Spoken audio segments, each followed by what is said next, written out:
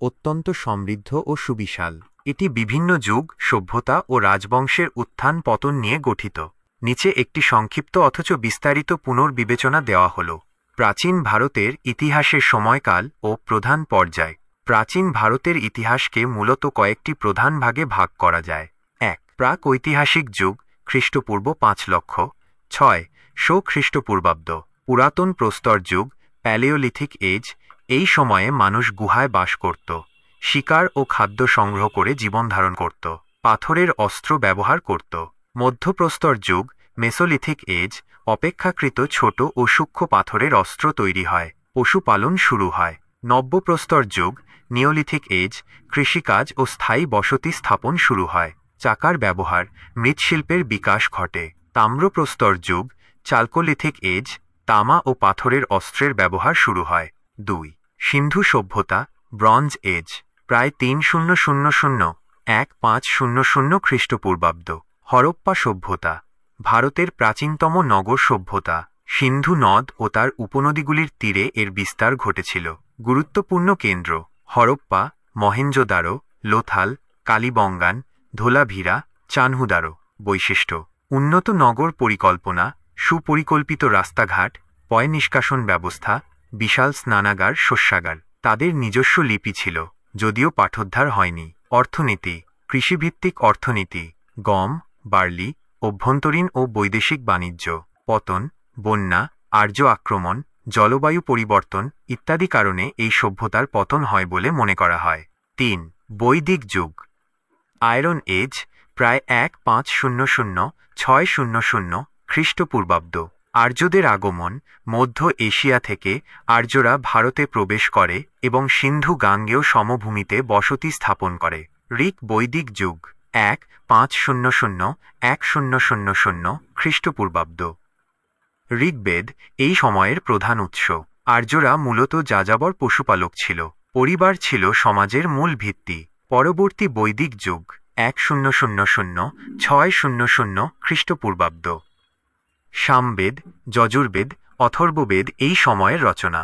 কৃষিকাজ প্রধান পেশা হয়ে ওঠে, সমাজের জটিলতা বৃদ্ধি পায়, বর্ণপ্রথা প্রতিষ্ঠিত হয়। ব্রাহ্মণ, ক্ষত্রিয়, বৈশ্য, শূদ্র এই সময়েই জনপদগুলি বড় হয়ে মহাজনপদ তৈরি হয়। ৪. মহাজনপদের যুগ ও ধর্মীয় আন্দোলন। ৬০০-৩০০ খ্রিস্টপূর্বাব্দ। ষোড়শ মহাজনপদ বৈদিক যুগের শেষে ভারতে ১৬টি শক্তিশালী রাজ্যের উত্থান হয়, যেমন মগধ, কোশল, অবন্তী, বৎস ইত্যাদি। এদের মধ্যে মগধ সবচেয়ে শক্তিশালী হয়ে ওঠে।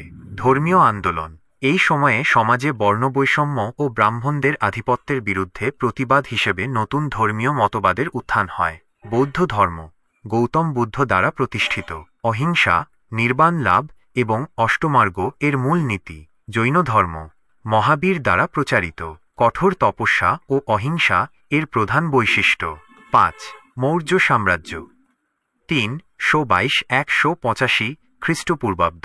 প্রতিষ্ঠা: চন্দ্রগুপ্ত মৌর্য নন্দ বংশের শেষ রাজা ধননন্দকে পরাজিত করে মৌর্য সাম্রাজ্য প্রতিষ্ঠা করেন। চাণক্য, কৌটিল্য ছিলেন তার মন্ত্রী ও উপদেষ্টা। গুরুত্বপূর্ণ শাসক: চন্দ্রগুপ্ত মৌর্য ভারতব্যাপী বিশাল সাম্রাজ্য প্রতিষ্ঠা করেন। গ্রিক শাসক সেলুকাস নিকেটরকে পরাজিত করেন। বিন্দুসার, চন্দ্রগুপ্তের পুত্র, দাক্ষিণাত্য পর্যন্ত সাম্রাজ্য বিস্তার করেন। অশোক, মৌর্য সাম্রাজ্যের সর্বশ্রেষ্ঠ শাসক, কলিঙ্গ যুদ্ধের পর বৌদ্ধ ধর্ম গ্রহণ করেন এবং ধর্মপ্রচারে আত্মনিয়োগ করেন। তার শিলালিপি ও স্তূপগুলি ভারতের ইতিহাসের গুরুত্বপূর্ণ উৎস। প্রশাসন: কেন্দ্রীয় শাসন ব্যবস্থা, শক্তিশালী সেনাবাহিনী, উন্নত বিচার ব্যবস্থা। শিল্প ও স্থাপত্য: অশোকের স্তম্ভ, স্তূপ যেমন সাঁচি স্তূপ ও গুহা স্থাপত্য উল্লেখযোগ্য। পতন: অশোকের মৃত্যুর পর সাম্রাজ্যের দুর্বলতা এবং পরবর্তীতে শুঙ্গ বংশের উত্থান। ৬. মৌর্য পরবর্তী যুগ, খ্রিস্টপূর্ব ১৮৫-৩০০ খ্রিস্টাব্দ। মৌর্য সাম্রাজ্যের পতনের পর ভারতে একাধিক ক্ষুদ্র রাজ্যের উত্থান ঘটে। এই সময়ে বেশ কিছু বিদেশি আক্রমণও হয়। শুঙ্গ রাজবংশ, পুষ্যমিত্র শুঙ্গ দ্বারা প্রতিষ্ঠিত। কণ্ব রাজবংশ শুঙ্গদের পরে আসে। সাতবাহন রাজবংশ, দাক্ষিণাত্য, গৌতমীপুত্র সাতকর্ণী ছিলেন অন্যতম শ্রেষ্ঠ রাজা। শিল্প ও সাহিত্যে তাদের অবদান ছিল। বিদেশি আক্রমণ: ইন্দো গ্রিক, দিমিত্রিউস ও মিনান্দার উল্লেখযোগ্য শাসক। গান্ধার শিল্পের বিকাশ। শক। উজ্জয়িনীর রুদ্রদমন ছিলেন একজন শক্তিশালী শাসক। পার্থিয়ান। কুষাণ। কনিষ্ক ছিলেন কুষাণ সাম্রাজ্যের শ্রেষ্ঠ রাজা। তার সময়ে বৌদ্ধ ধর্মের ব্যাপক বিস্তার হয় এবং গান্ধার শিল্পকলা ও মথুরা শিল্পকলার বিকাশ ঘটে। ৭. গুপ্ত সাম্রাজ্য। ৩২০-৫৫০ খ্রিস্টাব্দ। প্রতিষ্ঠা। শ্রীগুপ্ত দ্বারা প্রতিষ্ঠিত হলেও প্রথম চন্দ্রগুপ্তকে গুপ্ত সাম্রাজ্যের প্রকৃত প্রতিষ্ঠাতা ধরা হয়। গুরুত্বপূর্ণ শাসক। প্রথম চন্দ্রগুপ্ত গুপ্তাব্দ প্রচলন করেন। সমুদ্রগুপ্ত ভারতের নেপোলিয়ন নামে পরিচিত। অসংখ্য রাজ্য জয় করে সাম্রাজ্য বিস্তার করেন। তিনি একজন সঙ্গীতজ্ঞ ও কবিও ছিলেন। দ্বিতীয় চন্দ্রগুপ্ত বিক্রমাদিত্য গুপ্ত সাম্রাজ্যের স্বর্ণযুগ।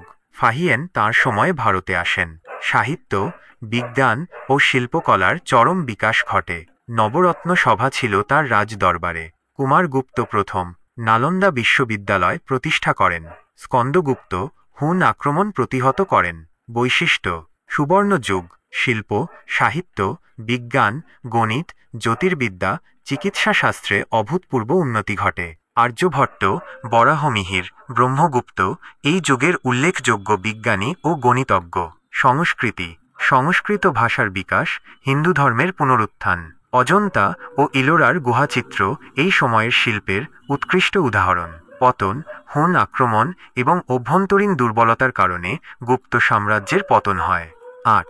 গুপ্ত পরবর্তী যুগ। ৫৫০-৭৫০ খ্রিস্টাব্দ। গুপ্ত সাম্রাজ্যের পতনের পর উত্তর ভারতে আবার অনেক ছোট ছোট রাজ্যের উত্থান হয়। হর্ষবর্ধন।